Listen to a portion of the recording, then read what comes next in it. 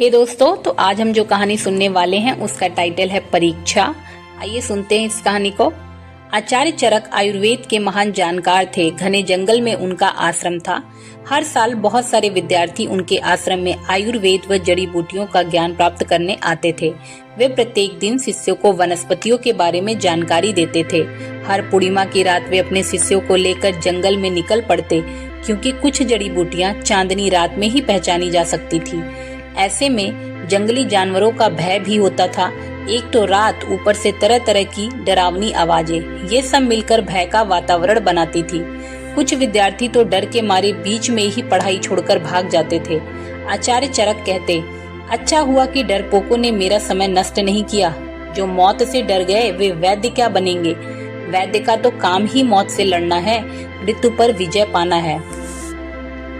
वे परीक्षा भी इतनी कड़ी लेते कि सैकड़ों में कुछ ही विद्यार्थी उत्तीर्ण होते। जो उत्तीर्ण होते वे चारों ओर उनका यश फैलाते, लोगों को विभिन्न रोगों से मुक्ति दिलाते।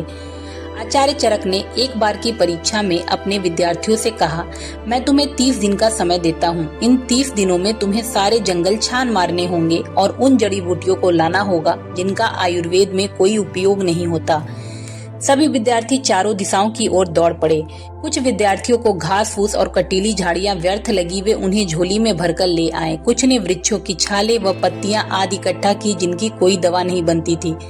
कुछ विद्यार्थियों ने ज्यादा छानबीन की और जहरीले फल और तने लाए, जिन्हें खाने से जीवों की मृत्यु होती थी।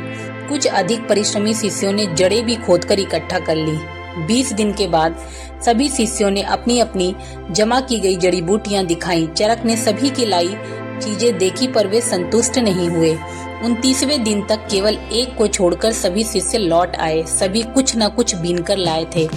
अंतिम शिष्य 30वें दिन लौटा, वह भी खाली हाथ। वह एक भी वनस्पति नहीं लाया था।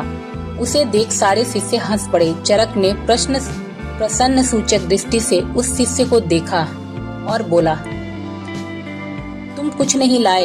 तो शिष्य ने बोला, गुरुदेव, मुझे सारे जंगल में एक भी ऐसी वनस्पति नहीं मिली जो आयुर्वेद के काम ना आती हो या बेकार हो।